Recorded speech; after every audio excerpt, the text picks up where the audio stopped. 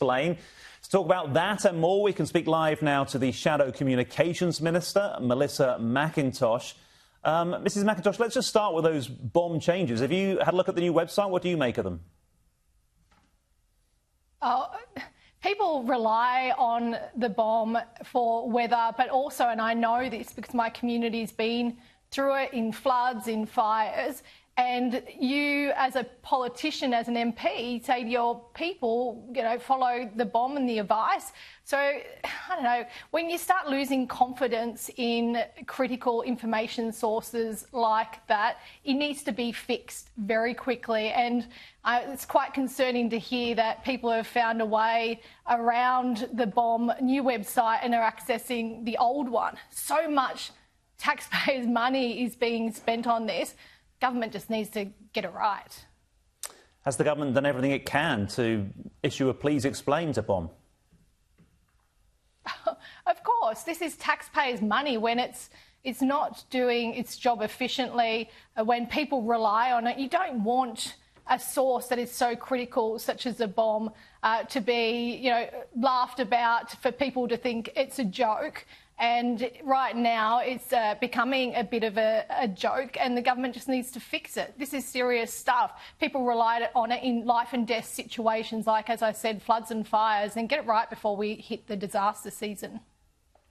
OK, Melissa, we're just going to have to interrupt the interview for 2 seconds. We apologise for this, but I think you'll understand that we're having to go to Jamaica urgently to speak to our CNN reporter there, Derek Van Dam, who's one of CNN's meteorologists. Melissa, we'll come back to you in a second. But, Derek, I don't know how well you can hear me. You can see the conditions from how you're standing. Can you tell us the latest from where you are? Peter, yeah, listen, we decided to venture to the coastline of Jamaica. We were in more of a sheltered location earlier today. Since the storm has passed this location to our north, we wanted to see how the capital city of Jamaica fared. And look, we're getting absolutely belted with very strong winds and very intense rain, but I'm happy to report that the city was spared the worst of the catastrophic damage. We have driven around the city. We have seen some electrical poles that were tilted to the side, a couple of billboards that had fallen over, some minor flooding on the roadways, but by and by, the storm spared this city, the population of 1 million. But I want to reiterate that we're not out of the woods first and foremost, clearly. And what is happening and unfolding over the western parts of the country as what is now a Category 4 hurricane rips through western Jamaica, about to exit off the north coast. Think about all the tourism, Montego Bay, the international airport there, the parishes of Westmoreland and St. Elizabeth. These parishes, there's 14 of them across Jamaica.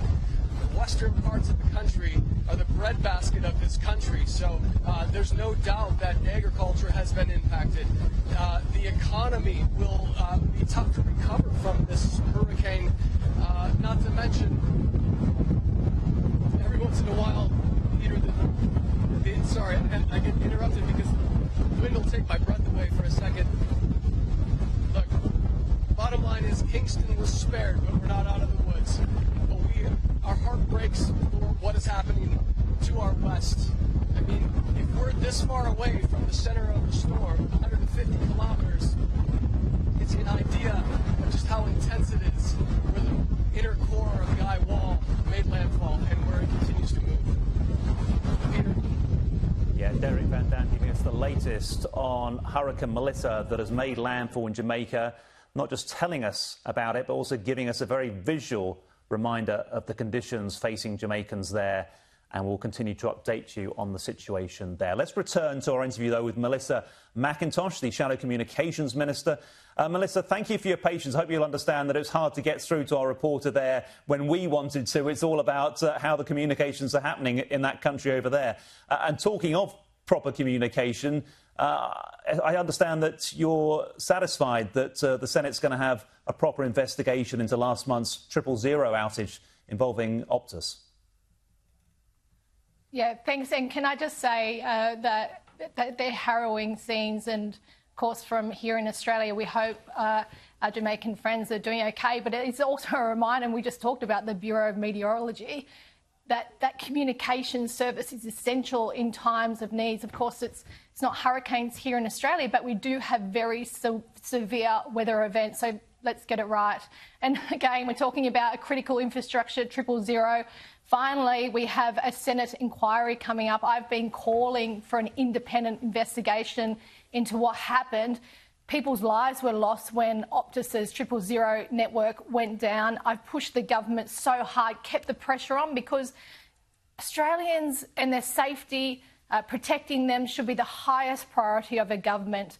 The minister who's responsible, the communications minister, left the country during the crisis. She's been slow to act. It's taken a lot of pressure, calling for an independent inquiry, calling for an increase in the fines on telcos, and calling for real-time reporting by the government. So we have a Senate inquiry coming up. It starts on Monday. I hope Optus appears up front, and of course ACMA as well, the regulator, because they're involved in this failed process.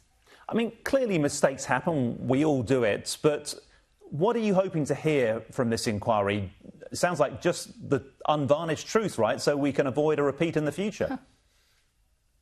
Everything. We need to hear everything in this inquiry. Just yesterday in Gippsland, there's reports that a woman in her 70s, a former nurse, was unable to call 000, and the telco provider didn't let the community know that there was going to be an outage to the service. So a whole deep, thorough look into their infrastructure, into the whole telco ecosystem, into even the contracts that these telcos get. How can you get a government contract, big multi-million-dollar contracts, at the same time that you're potentially getting fined for severely letting Australians down? So let's not forget the seriousness of this. People's lives were lost. Australians, every single Australian relies on that critical service in their time of need, and the government needs to start prioritising Australians first. Before I let you go, the Leader of the Opposition, Susan Lee, asked for the Prime Minister to apologise for wearing a Joy Division T-shirt. Do you think she was right to do that? I think Susan made a powerful statement in Parliament yesterday.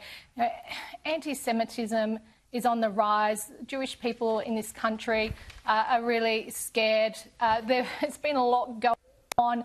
It's around, not only reading the room, but reading the sensitivities of the issue of the moment. So it was a bit of an off call by the Prime Minister, but maybe he should be explaining why he loves that punk band so much.